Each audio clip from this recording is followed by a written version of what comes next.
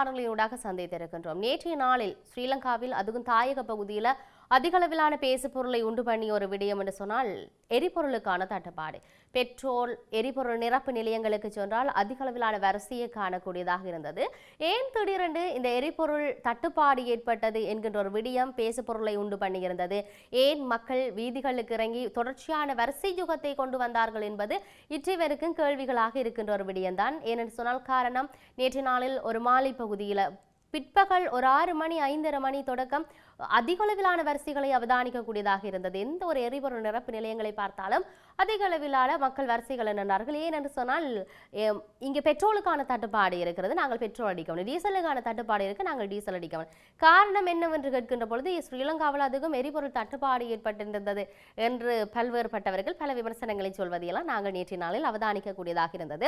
சமூக வலைத்தளத்தில் போனால் என்னடா இஸ்ரேல் ஈரானுடைய சண்டை நடக்கின்ற பொழுது நம்மவர்கள் வீதியில் நிற்கின்ற நிலை, நம்மவர்கள் இருக்கிற ஊர்களில் தான் எரிபொருள் தட்டுப்பாடு ஏற்பட்டுட்டா என்கின்ற ஒரு பதிவுகளில் சமூக வலைத்தளத்தில் நேற்றைய நாளில் அதுவும் முகநூல் பக்கம் அதிக அளவில் பகிரப்பட்ட பதிவுகளாக இருந்தது.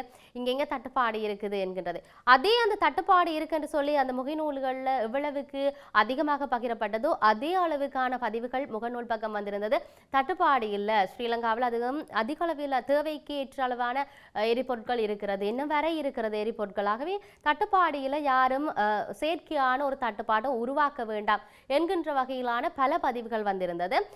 ஒரு பிற்பகல் மாலை பகுதி வருகின்ற பொழுது அரசாங்க அதிபர் கூட அது சார்ந்தான ஒரு தெளிவுபடுத்தலை மக்களுக்கு கொடுத்திருந்தார். சில இடங்களில் ஊடகங்கள் சரியாக தட்டுப்பாடு இல்லை என்று சொல்கின்ற பொழுது கூட மக்கள் அதை கேட்கின்ற அளவுக்கு அவர்களுடைய மனப்பக்குவம் இல்லை என்பதை தான் சொல்லக்கூடியதாக இருக்கிறது. பல பேர் பலவிதமான கருத்துக்கள் சொல்வார்கள். ஆனால் இருந்தாலும் தட்டுப்பாடு தான், பெட்ரோல் அடிக்க போவோம்னு சொல்லி அதிக அளவிலானவர்கள் லைன்ல நின்றதையெல்லாம் நாங்கள் அவதானிக்கக்கூடியதாக இருந்தது. ஏன் எதற்காக என்கின்ற கேள்வி அவர்களுக்கு இதுவரைக்கும் தெரியாத அளவுக்கு செயற்கையான ஒரு தட்டுப்பாட்டை அவர்கள் உருவாக்கி இருக்கிறார்கள். இது நேற்று நாளில் மிகப்பெரிய பேசு பொருளை உண்டு பண்ணியிருந்தது. சரி, அது நேற்று மாலையோடு முடிஞ்சிட்டான்னு சொல்லி பார்த்தா காலையிலேயும் அதே ஒரு நிலைப்பாடு தான் அதிக அளவிலான எரிபொருள் நிரப்பு நிலையங்கள்ல இருப்பதை அவதானிக்கக்கூடியதாக இருக்கிறது என்பதை நாங்கள் இந்த இடத்தில் பதிவு செய்கின்ற பொழுது போதிய அளவு எரிபொருள் வருகை தர இருப்பதாகவும் செயற்கையான தட்டுப்பாட்டை ஏற்படுத்த வேண்டாம் என்று சொல்லி ஜாழ் மாவட்ட அரசாங்க அதிபர் மருதலிங்கம் பிரதீபன் மக்களிடம் கேட்டுக்கொண்டிருந்ததை பார்க்கக்கூடியதாக இருக்கு. ஜாழ் மாவட்டத்தில் எரிபொருள் நிரப்பு நிலையங்களில் திடீரென மக்கள் வரிசைகளில் நின்று வாகனங்களுக்கு எரிபொருள் நிரப்புவதில் முன்றியடிக்கின்றனர். இந்த நிலையில் ஜாழ் மாவட்ட அரச அதிபர் அவசர வேண்டுகோள் ஒன்றை விடுத்திருந்தார் ஊடகங்கள் வாயிலாக. ஜாழ் மாவட்டத்தில் நேற்றைய தினம் எரிபொருளுக்கான ஒரு செயற்கை தட்டுப்பாட்டை உருவாக்கி இருப்பதாக அறிந்திருக்கின்றேன். இன்றைய தினம் அனுராதபுரத்திலிருந்து 23 பவுசர்களில் ஒரு பவுசரில் 6063 லிட்டர் வீதம் 1,51,800 லிட்டர் பெட்ரோல் ஜாழ் மாவட்டத்துக்கு எடுத்து வரப்பட இருக்குது. அவை குறித்த எரிபொருட்கள் ஜாழ் மாவட்டத்தில் உள்ள இருக்கிற எரிபொருள் நிலையங்களுக்கெல்லாம் வழங்கப்பட்டிருக்குது. அதேவேளை நாளையும் இதே அளவிலான எரிபொருள் வரப்போகிறது. ஜாழ் மாவட்டத்தில் உள்ள எரிபொருள் நிரப்பு நிலையங்களுக்கு வழங்கப்பட இருக்குது. இதே போன்ற அண்மையில் திறந்து வைக்கப்பட்ட காங்கேசந்துறை எரிபொருள் சேமிப்பு நிலையத்துக்கு தொடர்ச்சியாக எரிபொருள் எடுத்து வரப்பட்டு சேமிக்கப்பட்டு வருகின்றது என்ற விடயத்தை அவர் பதிவு செய்திருந்தார். ஆகவே ஜாழ் மாவட்டத்தில் மக்கள் செயற்கையான எரிபொருள் தட்டுப்பாட்டை உருவாக்க வேண்டாம் என அவர் வேண்டுகோள் விடுத்திருப்பதையும் பார்க்கக்கூடியதாக இருக்கிறது. இது சார்ந்து அவர் சொன்ன முழுமையான காணொலியை நாங்கள் இங்கு பார்க்கக்கூடியதாக இருக்கிறது.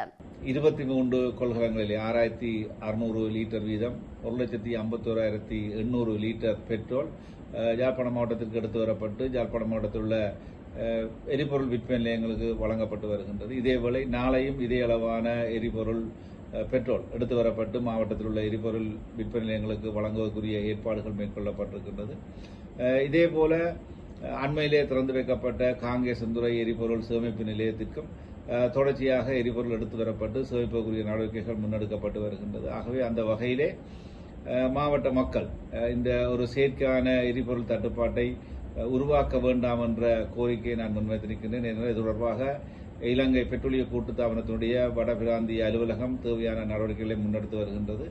ஆகவே ஒரு செயற்கையான தட்டுப்பாட்டு நிலவரத்தை ஏற்படுத்த வேண்டாம் என பொதுமக்களை வினயமாக கேட்டுக்கொள்கின்றேன். இதையும் தாண்டி இவ்வாறான தட்டுப்பாடுகள் இல்லாட்டி வதந்திகளை நம்பி இஸ்ரேல் ஈரான்ல ஒரு போர் பதட்டம் இருக்கின்றது என்று சொன்னால் அதிக அளவில் சொல்லப்படுகின்ற ஒரு விடயம் அது பொருளாதாரத்தில் செல்வாக்கு செலுத்தும், எண்ணெய் விரியங்கள்ல செல்வாக்கு செலுத்தும். ஆனால் அது எங்களுடைய நாட்டில் இருக்கா இல்லையா, அது சார்ந்த யாராவது ஒரு அறிக்கை விட்டார்களா, இல்லாட்டி அரசாங்க தரப்பில் ஏதாவது ஒரு விடயம் சொல்லப்பட்டதா என்பதை நாங்கள் கொஞ்சம் ஆய்வு செய்ய வேண்டும். செயற்கையாக நாங்கள் எரிபொருளுக்கு தட்டுப்பாடு என்று சொல்லி அந்த ஒரு பதற்றத்தை நாங்கள் உண்டு பண்ணாமல் இருப்பதற்கு முடிந்த அளவில் முயற்சிகள் எடுக்க வேண்டும் என்பதை இந்த இடத்தில் பதிவு செய்கின்ற பொழுது மற்றொரு பதிவினூடாக சந்திப்போம். வணக்கம்.